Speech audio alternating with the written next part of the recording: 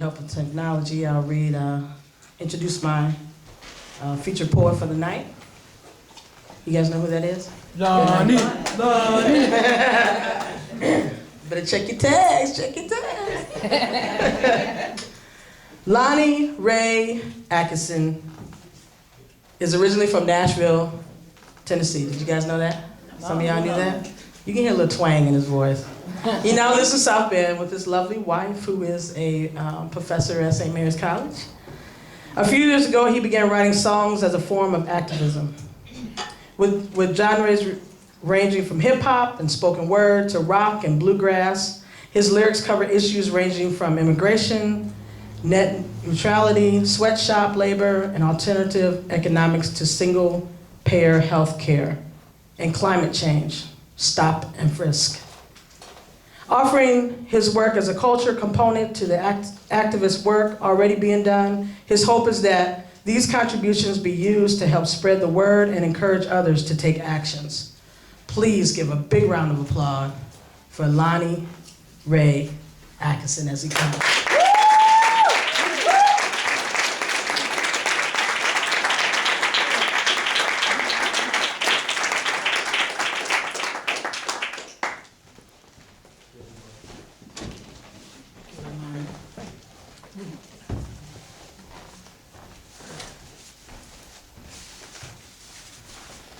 Hey everybody. What up, Lonnie? All right.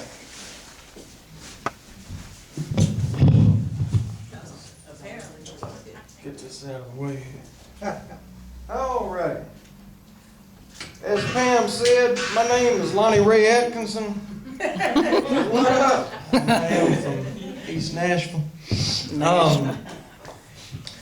First off, I want to say thanks to Pam for doing this. This is wonderful. I've been to a bunch of poetry joints around. This is the best. And thank you to the Merrimans. This is a wonderful place and appreciate y'all letting us do this here. This is something good for South Bend. And thanks to all the creative people that come out. It's good. All right, I'm gonna start out with, I hope it's okay if we start out with something a little bit radical tonight. Is that all right if we? Do it, Lonnie! All right, here we go. This is a two-part piece called Speaking Power to Truth. Here we go, let's get loose. I said to start out, holler your heart out. Fuck that. Fuck asking permission and fuck asking for scraps. And fuck speaking truth to power. Shit ain't as simple as a child offering a monster a flower. The whole concept assumes too much. Assumes these assholes in power don't know what's up. When the truth is, they already know the truth. And the truth is, they don't really give a fuck. So, fuck speaking truth to power. We spending too much time trying to change their minds. Check. It's the 11th hour, no more holding our breath. We spoke the truth to death. Gandhi said it ain't about somebody seeing the light. It's getting everyone to act on what they know is right. And we already know what's right, so let's be it. I'll spell it child style for those who can't see it. See, I was getting my ass whipped by this bully one time. I kept speaking the truth, and he kept busting my eye. It was only when the rest of the playground stepped in and spoke power to truth, did truth finally win. So, fuck speaking truth to power. They ain't listening. We speaking power to truth. I said, fuck speaking truth to power. They ain't listening. We speaking power to truth. If they ain't listening, then truth to power is silence. They got us thinking that they power is money and violence when their real power lies in our disorganization. What they fear is our numbers and imagination. So imagine they fears in practice. Imagine all the people Not imagining shit, but making it happen. Okay. Starting from a different place. Imagine breaking their heart instead of waiting for their heart to break. A new era of action, hearts ablaze. Run that shit smart like football plays. Announce sustained protest, 100 days. A random list of tactics, 100 ways to bum rush the system. Hell be raised, each rebel on the scene. A pebble in the machine, from heavily planned to spontaneous. Coming out of all directions, simultaneous. A new kind of grind. 21st century picket line. Mad strategic misdemeanor. Fuck the fine. From activist to hacktivist. Speaking power to truth and watch him have a panic attack to this. From lawsuits to blocking supply routes. Decoys and feints tripping up the jackboot. Just don't forget the golden rule if the traffic's got to stop. Bring as many cameras as they bring cops. Document this descent, online to print. Whistleblowers, leakers, power to truth speakers. Tell me what you gonna do when the 100 days are through. We do 100 more till they knees hit the floor. We singing, fuck speaking truth to power. They ain't listening. We speaking power to truth. I said, fuck speaking truth to power. They ain't listening. We speaking power to truth. I said, fuck speaking truth to power. They ain't listening. We speaking power to truth. I said, fuck speaking truth to power. They ain't listening. We speaking power to truth. Yeah.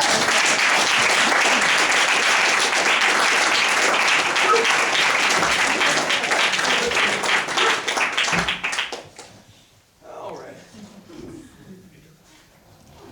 I'm gonna read a piece for y'all. This is a piece that I was asked to do for the International Feminist Journal of Politics.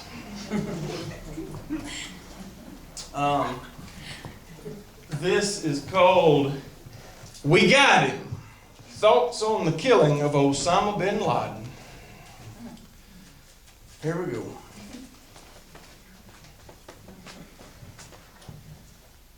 When the news hit, the news clips were cheers and high fives.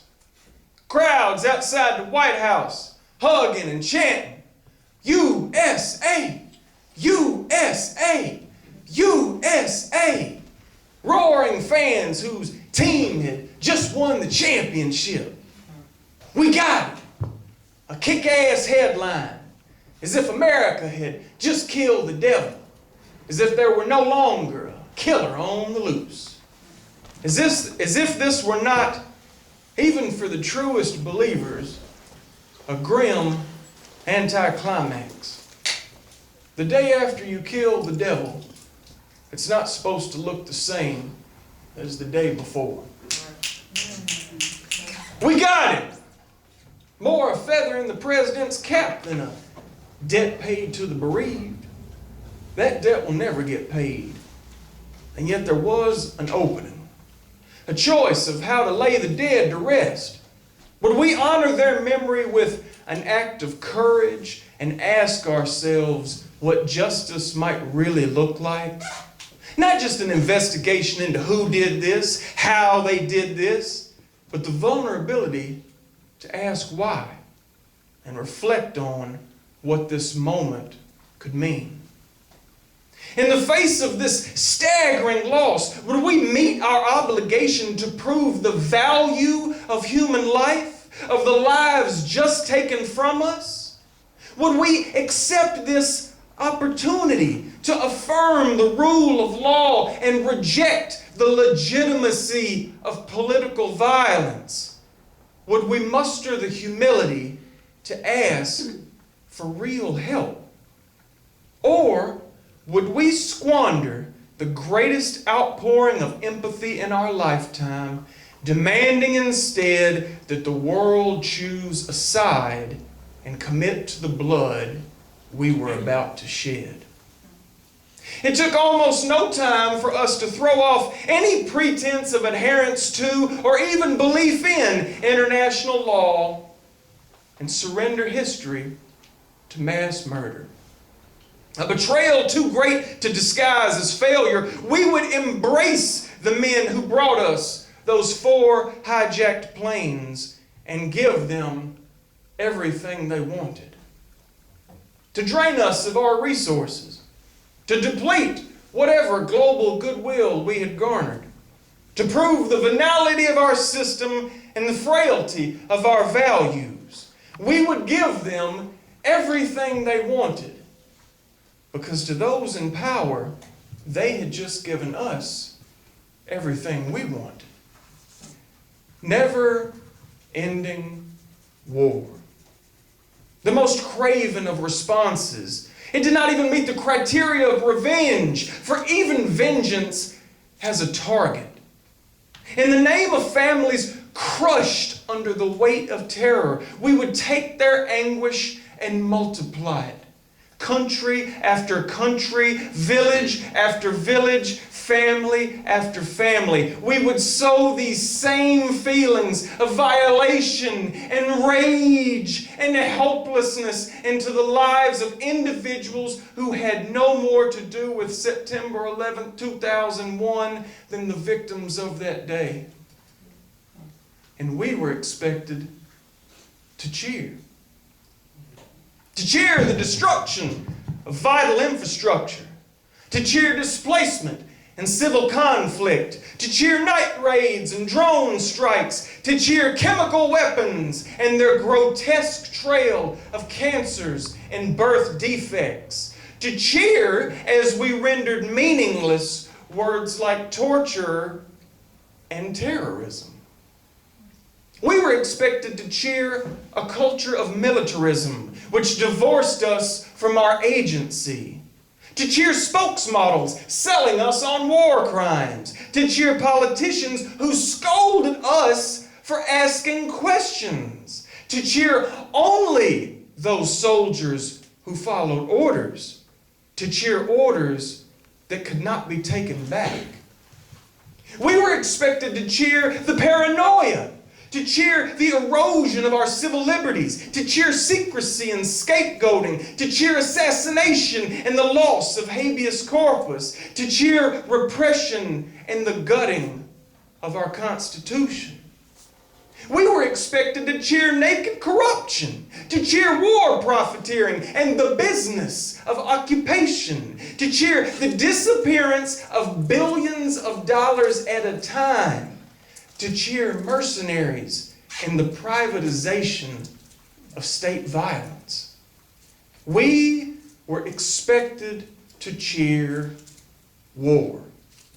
A shameless excuse for all that lay crushed beneath the red carpet unraveling for what President Eisenhower had originally termed the military-industrial congressional complex. For over a decade, we were expected to cheer and patiently wait for the news that we got him. A narrative so pathetic, its only relevance was to prove that justice was never an option. With no intention at any time of capturing this individual and bringing him to trial, our government had long ago deemed the death of Osama bin Laden merely a chore. Like many of our former dance partners, we had managed his reputation. From presidential blessings as a freedom fighter in Afghanistan to top spot on the FBI's most wanted list to a side story in an unpopular movie. A villain no longer useful, he was crumpled up, thrown away like a candy wrapper.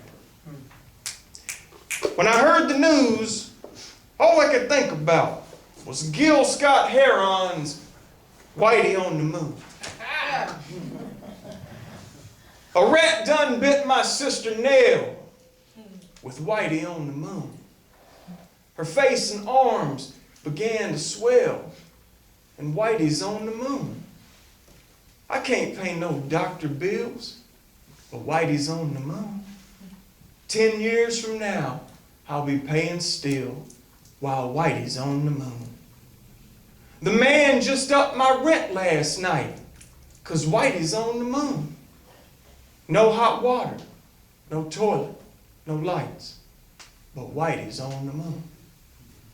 I thought about those words, about the careless handling of suffering, about the failure to take inventory and recognize real opportunity, about the role of government and the gap between priority and justice, about the forfeit of any claim to virtue. I thought about the privilege of not having to breathe the air of victims, the luxury of being able to enjoy another distraction from human progress, the cynical exceptionalism of the war-waging class. The attacks of September 11th, 2001 haven't ended. The ministers of violence made sure of it. Nothing will change this, not even the killing of Osama bin Laden. I thought about all that had happened, the dead and wounded on all sides, the homes torn to pieces, the dreams smothered to death by the whims of callous power, the scar-shaped memories put in their place, the trillions spent while we wait for the next economic collapse, a decade's legacy hiding from hunger, human trafficking, preventable disease, water scarcity, climate change, etc. As I sit here reading this, I think about my complicity in such colossal betrayal. We got him. I feel like a fool for even trying to capture the irony of this man's death. I feel like a fraud for trying to summarize the injustice of the years leading up to this moment. I can't get those chants out of my head. USA! USA! USA! I want more for the families of that morning. I want more for the families of that morning's shadow.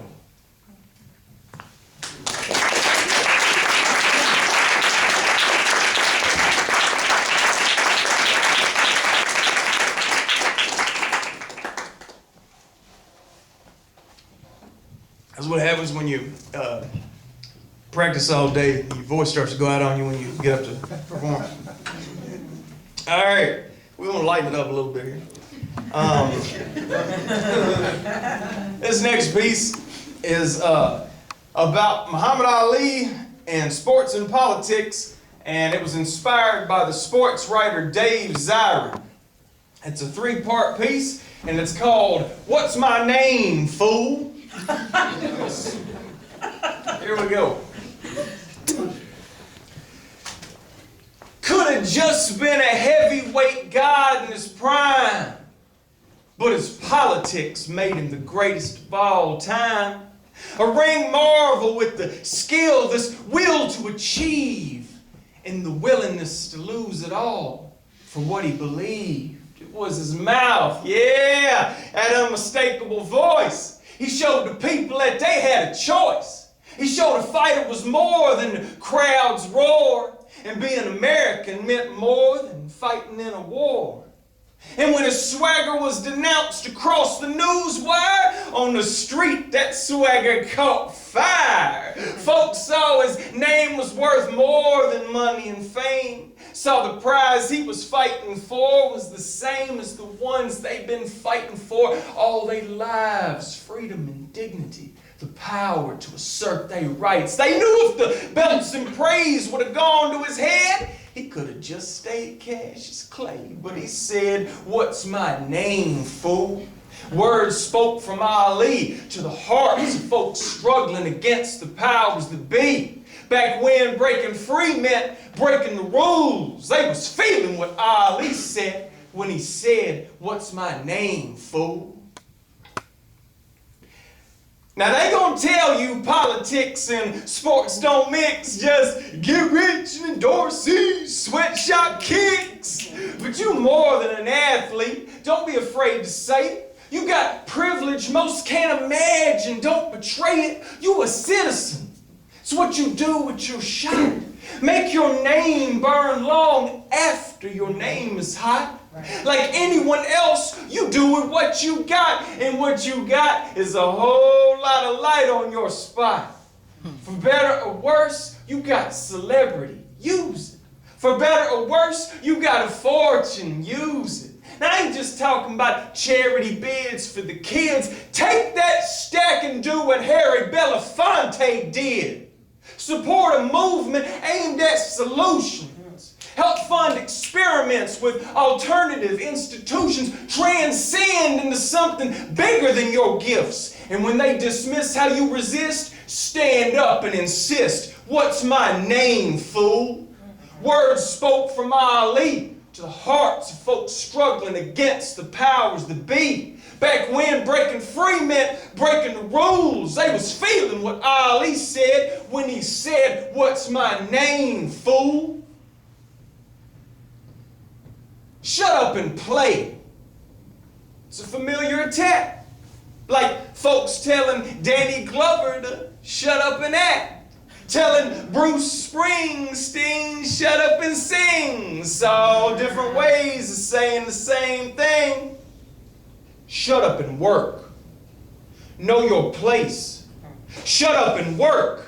Wipe that pride off your face. Shut up and work. Your conscience ain't welcome here. And all you fans out there, well, just shut up and cheer. Wow. But if you love your sport, then why shouldn't you fight to keep it out of the muck, or at least support the right of players and fans who make the decision to speak out against the influence of racism, sexism, homophobia, militaristic violence? One of the most dangerous political acts is silence. Just think about all the history we would have missed if our political sports icons never existed. Imagine if Catherine Schweitzer hadn't dared the '68 Olympics without them two fists in the air. Martina and Billie Jean just playing dead. Now imagine if Muhammad never was said, what's my name, fool? Words spoke from Ali to the hearts of folks struggling against the powers that be. Back when breaking free meant breaking the rules, they was feeling what Ali said when he said, what's my name, fool? Words spoke from Ali to the hearts of folks struggling against the powers that be. And you know breaking free still means breaking the rules. So remember what Ali said. He said, what's my name, fool?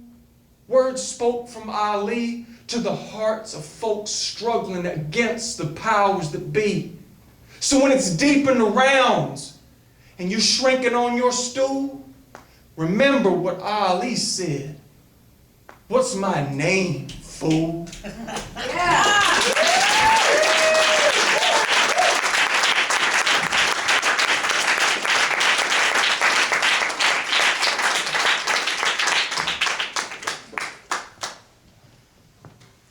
Thank you all very much.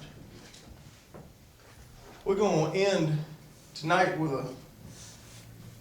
a piece that I need to give a disclaimer before I start.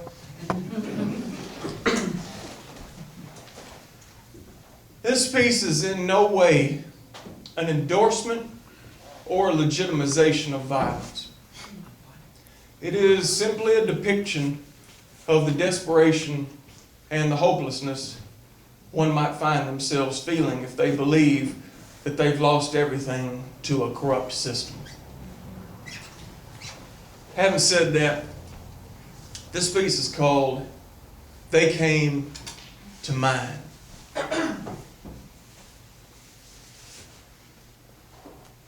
Same coat of paint, same scuffed up wood. And I'm the same old man that carried his bride through the door. And it's the same living room we swayed back and forth.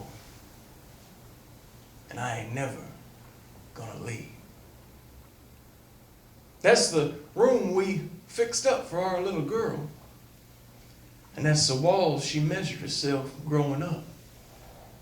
These are the spaces we learned to make it all work.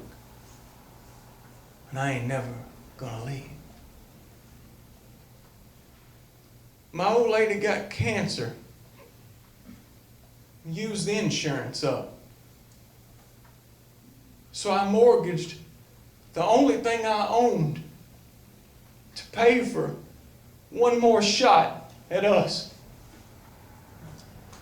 And now this house is all I got left of my sweet baby.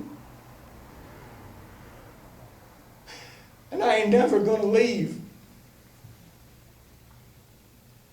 And I admit, I didn't read it all. I ain't no lawyer. Them words are too small.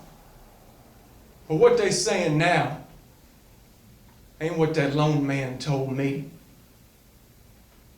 So I don't care what that banker says. I don't care what the sheriff says.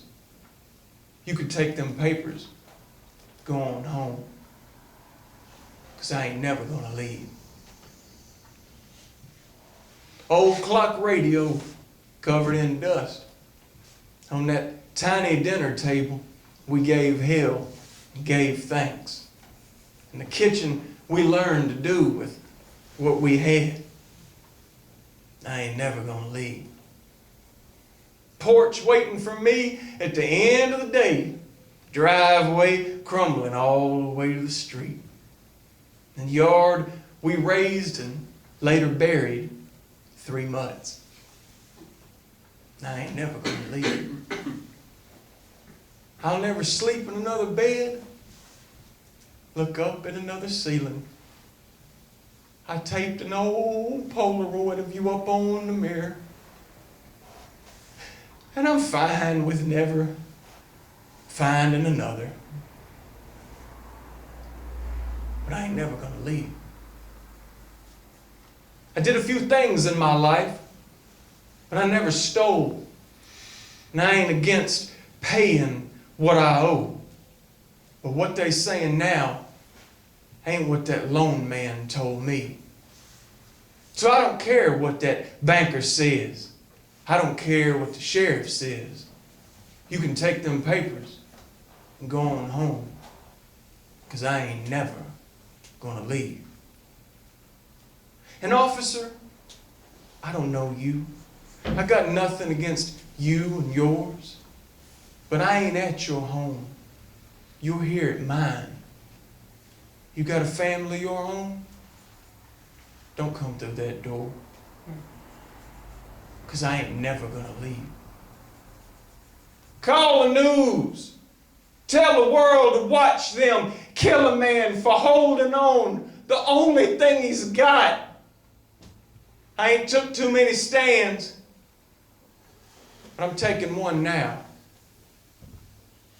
And I ain't never gonna leave. And son, it ain't just your job. It's you siding with them. I said, son, it ain't your job. It's you siding with them. But if that paycheck Friday is worth killing me, then I guess that's how it's gonna be. Because I ain't never gonna leave. I took my wife home to die in this room. And if this is it, then I'll die here too. You can take my life, but I might take a few of you. Because I ain't never gonna leave. And see, you're the one that's showing it don't matter what's fair. You done took their word when you wasn't there. Because what they saying now ain't what that lone man told me. So I don't care what that banker says. I don't care what the sheriff says, you need to take those papers and go on home. 'Cause I ain't never gonna leave. Got the projector down from the attic, showing old movies on the wall. Sitting here on that couch that we could never get rid. Baby, I know it wasn't much,